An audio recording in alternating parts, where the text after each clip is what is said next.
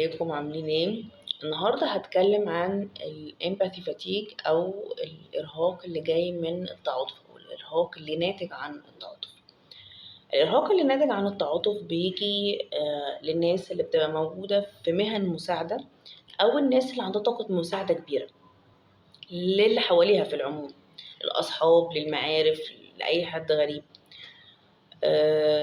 بيجي من ايه؟ بيجي من ان ما بيبقاش في حدود نفسية واضحة عند الناس دي، انها تقدر تقول لا او مش هقدر اقدم المساعدة. كمان ممكن يجي لها احساس بالذنب لو هي رفضت او ما قدمتش المساعدة للشخص اللي طالب المساعدة.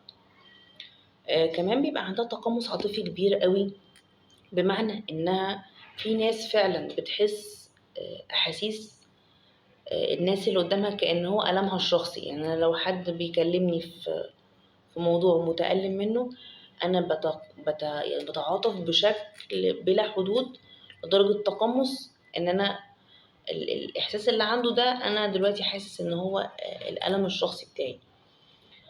كمان لو أنا عندي في العموم إجهاد وأنا مش قادر أساسا أستقبل معاناة من الناس التانيين، فأنا هبقى أكيد أكثر عرضة إن أنا يتم استنزافي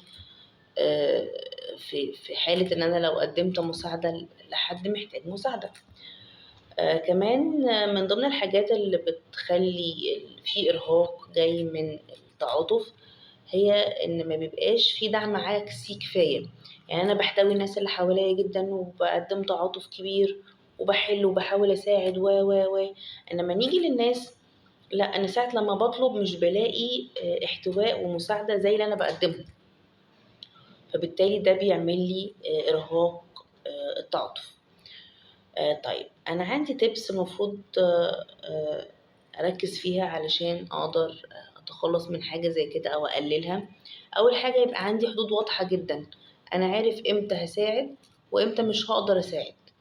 أقول لأ لو أنا مش قادر. كمان أخلي عندي وقت للرعاية الذاتية. يعني إيه؟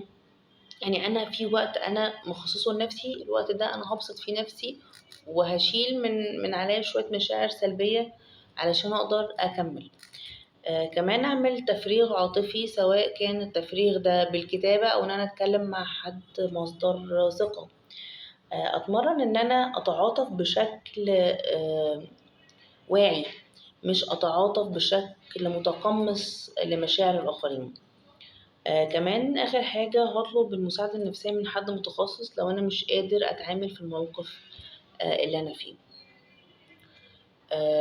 يا ريت كلنا، طبعا دي مش دعوة إن احنا ما نتعاطفش مع الآخرين، لكن دعوة إن احنا نتعاطف مع نفسنا ثم نتعاطف مع الآخرين.